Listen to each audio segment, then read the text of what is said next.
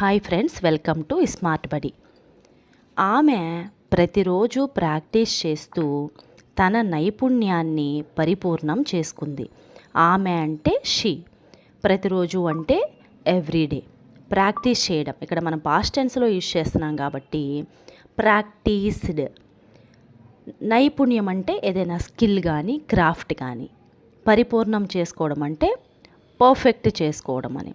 దీన్ని మనం ఎలా కన్వర్ట్ చేయొచ్చు ఇంగ్లీష్లోకి అంటే she practised everyday perfecting her craft అని మనం అనొచ్చు. క్రాఫ్ట్ అంటే ఏదైనా ఆర్ట్ కానీ టెక్నిక్ కానీ లేదంటే స్కిల్ కానీ. షీ ప్రాక్టీస్డ్ ఎవ్రీడే, ఇక్కడ వరకు క్లియర్గా ఉంది. ఆమె ప్రతిరోజు ప్రాక్టీస్ చేసింది. Perfecting her craft. క్రాఫ్ట్ అంటే ఆర్ట్ కానీ టెక్నిక్ కానీ లేదంటే ఏదైనా స్కిల్ కానీ. పర్ఫెక్టింగ్ హర్ క్రాఫ్ట్, ఇది మొత్తాన్ని మనం చూసినట్లయితే పర్ఫెక్టింగ్ హర్ క్రాఫ్ట్ ఇది ఒక ఫ్రేజ్ అన్నమాట, అంటే ఒక పదబంధం. దీనికి ఒక వెర్బ్ కానీ అట్లాగే సబ్జెక్ట్ కానీ ఉండదు. మరి పర్ఫెక్టింగ్ అనేది ఏంటంటే ఇది ఒక పార్టిసిపుల్ అన్నమాట, అంటే ఒక క్రియారూపం. అప్పుడప్పుడు వీటిని ఎప్పుడు యూజ్ చేస్తామంటే షీ ప్రాక్టీస్డ్ అనేటువంటి వెర్బ్ వచ్చింది కదా, దాన్ని డిస్క్రైబ్ చేయడానికి, వర్ణించడానికి, దాని స్పెషాలిటీని చెప్పడానికి అట్లాంటి సిచ్యుయేషన్స్లో ఇలాంటి ఫ్రేజెస్ని యూజ్ చేస్తారనమాట. ఇక్కడ మనం పార్టిసిపుల్ని యూజ్ చేసాం కాబట్టి పర్ఫెక్టింగ్ అని. ఈ పర్ఫెక్టింగ్ హర్ క్రాఫ్ట్ అనే దాన్ని మనం ఏమనొచ్చు, ఇక్కడ పార్టిసిపుల్ ఫ్రేజ్ అనొచ్చు. ఇవేం చేస్తాయి, క్రియని డిస్క్రైబ్ చేస్తాయి. ఇక్కడ ప్రాక్టీస్డ్ అనేటువంటి క్రియని ఇవి డిస్క్రైబ్ చేస్తుందన్నమాట. ఆమె ప్రతిరోజు ప్రాక్టీస్ చేసింది. She practised everyday perfecting her craft, తన క్రాఫ్ట్ని తన ఆర్ట్ని పర్ఫెక్ట్ చేసుకునేందుకు. ఈ పార్టిసిపుల్ ఫ్రేజ్ అన్నాం కదా, దీంతో ఒక ఎగ్జాంపుల్ చూస్తే మీకు అర్థమవుతుందన్నమాట. Walking down the street I saw my friend. Walking down the street అనేది ఇక్కడ ఒక పార్టిసిపుల్ ఫ్రేజ్ అనమాట. వాకింగ్ అనేది ఒక participle, walking down the street అనేది ఒక ఫ్రేజ్ అనమాట. కాబట్టి దీన్ని పార్టిసిపుల్ ఫ్రేజ్ అనొచ్చు. దీనితో ఏం చేసాము, మనం ఒక సెంటెన్స్ యూజ్ చేసాము. Walking down the street I saw my friend. I saw my friend, నేను చూశాను. ఎలా చూశాను, ఎవరిని చూశాను? ఐ సా మై ఫ్రెండ్, నేను నా ఫ్రెండ్ని చూశాను. ఎలా చూశాను? వాకింగ్ డౌన్ ద స్ట్రీట్, వీధిలో నడుస్తూ నా ఫ్రెండ్ని చూశాను. ఇక్కడ వాకింగ్ డౌన్ ద స్ట్రీట్ అనేటువంటి ఈ ఫ్రేజు ఏం చేస్తుంది, సా, ఈ వెర్బ్ యొక్క విశేషతను చెప్తుంది. అట్లాగే ఈ వెర్బ్ని డిస్క్రైబ్ చేస్తుంది, ఎలా చూశాను అనేదాన్ని. Walking down the street I saw my friend, వీధిలో నడుస్తూ నేను నా స్నేహితుడిని చూశాను అని. ఇట్లా వీటిని యూజ్ చేయొచ్చు అన్నమాట. ఇంకొక ఎగ్జాంపుల్ చూద్దాం. She left the room slamming the door. ఆమె తలుపు మూసుకుంటూ గది నుండి వెళ్ళిపోయింది. She left the room, left వెళ్ళిపోయింది. షీ లెఫ్ట్ ద రూమ్, ఆమె గది నుండి వెళ్ళిపోయింది. ఎలా వెళ్ళిపోయింది? స్లామింగ్ ద డోర్, తలుపు మూసుకుంటూ వెళ్ళిపోయింది. ఇక్కడ స్లామింగ్ ద డోర్ అనేది కూడా ఏంటి, పార్టిసిపుల్ ఫ్రేజ్. ఇది ఏం చేస్తుంది, స్లామింగ్ ద డోర్ అనేది లెఫ్ట్ అంటే వెళ్ళిపోవడం, ఆ వెళ్ళిపోవడం అనే వెర్బ్ని డిస్క్రైబ్ చేస్తుంది. ఇప్పుడు మీకు ఈ ఫ్రేజ్ని ఇక్కడ ఎందుకు యూజ్ చేశామో అర్థమై ఉంటుంది, పర్ఫెక్టింగ్ హర్ క్రాఫ్ట్ అనే ఫ్రేజ్ని. Coming to the next line. పోటీ రోజు వచ్చింది. పోటీ అంటే కాంపిటీషన్, రోజు అంటే డే, వచ్చింది అంటే ఇక్కడ పాస్ట్ టెన్స్లో ఉంది వచ్చింది. అరైవ్డ్ అంటే పాస్ట్ టెన్స్లో మనం అరైవ్డ్ అని తీసుకోవచ్చు. The day of the competition arrived.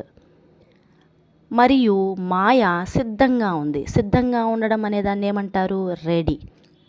ఇక్కడ మాయ అండ్ మాయా వాజ్ రెడీ. ఇక్కడ మాయా అన్నాం అంటే షీ అని. అంటే మనకి థర్డ్ పర్సన్ వచ్చినప్పుడు, థర్డ్ పర్సన్ హీ కానీ షీ కానీ ఇట్ కానీ వచ్చినప్పుడు ప్రజెంట్ టెన్స్లో అయితే మనం ఈజ్ వాడాలి. మాయా ఈజ్ రెడీ అనాలి, లేకపోతే he is ready, she is ready అనాలి. ఇక్కడ ఏముంది, పాస్ట్ టెన్స్ ఉంది కాబట్టి Maya was ready. The day of the competition arrived and Maya was ready. Next line. ఆమె హృదయపూర్వకంగా పాడింది. ఆమె అంటే షీ. హృదయపూర్వకంగా అంటే మనం హార్ట్ఫుల్లీ అంటాం కదా, అట్లా అన్నట్టు. పాడింది పాస్ట్ టెన్స్. పాడడం అంటే సింగ్. దీని వెర్బ్ ఫామ్స్ మనం చూసినట్లయితే సింగ్, శాంగ్, సంగ్. ఇక్కడ మనం పాస్ట్ టెన్స్లో ఏం యూజ్ చేస్తాము? శాంగ్ యూజ్ చేయాలి. She sang with all her heart. ఆమె హృదయపూర్వకంగా పాడింది. She sang with all her heart. Next, మరియు న్యాయ నిర్ణేతలు ముగ్ధులయ్యారు. ముగ్ధులవ్వడం అంటే ఇంప్రెస్ అవ్వడం అని. అయ్యారు అన్నాం అంటే past tense. Impressed. And judges were impressed. ఇక్కడ వర్ ఎందుకు యూజ్ చేసామో అర్థమైంది కదా మీకు. పాస్ట్ టెన్స్లో జడ్జెస్ అన్నారు అంటే ప్లూరల్ వచ్చింది కాబట్టి మనం వర్ వాడాము. అదే ప్రెజెంట్ టెన్స్లో అయ్యి ఉంటే ఇక్కడ ఏం వాడాలి? ఆర్ వాడాలి. జడ్జెస్ ఆర్ అనాలి. కానీ ఇక్కడ పాస్ట్ టెన్స్ కాబట్టి వర్ యూజ్ చేసాము. The judges were impressed. Coming to the next line. Maya మొదటి బహుమతి గెలుచుకుంది. మొదటి బహుమతి అంటే ఫస్ట్ ప్రైజ్. గెలుచుకుంది అంటే మామూలుగా గెలవడాన్ని ఏమంటారు? విన్ అంటారు. దీని వెర్బ్ ఫామ్స్ మనం చూసినట్లయితే విన్, వన్. ఇక్కడ గెలుచుకుంది కాబట్టి మాయా వన్ ఫస్ట్ ప్రైజ్ అనాలి. వన్ అనే పాస్ట్ టెన్స్ని మనం వెర్బ్ని పాస్ట్ టెన్స్లోకి తీసుకోవాలన్నమాట. మాయా వన్ ఫస్ట్ ప్రైజ్. ఆమె గ్రామం సంబరాలు చేసుకునింది. And her village. ఇక్కడ ఆమె అన్నాం కాబట్టి ఆమె యొక్క విలేజ్ అంటాం, హర్ విలేజ్. అదే అబ్బాయి అయితే హిజ్ విలేజ్ అట్లా యూజ్ చేయాలి. అదే చాలామంది ఉంటే దేర్ విలేజ్. ఇక్కడ హర్ విలేజ్ సెలబ్రేట్ చేసుకునింది అంటే past tense celebrated. Her village celebrated. Next line. ఆమె జీవితం రాత్రికి రాత్రే మారిపోయింది. అంటే దీన్ని మనం ఎలా యూజ్ చేయొచ్చు? రాత్రికి రాత్రే అంటే ఏం వర్డ్ యూజ్ చేయొచ్చు మనం? Over night. ఆమె లైఫ్, హర్ లైఫ్. మారిపోవడం అంటే changed. Her life changed over night.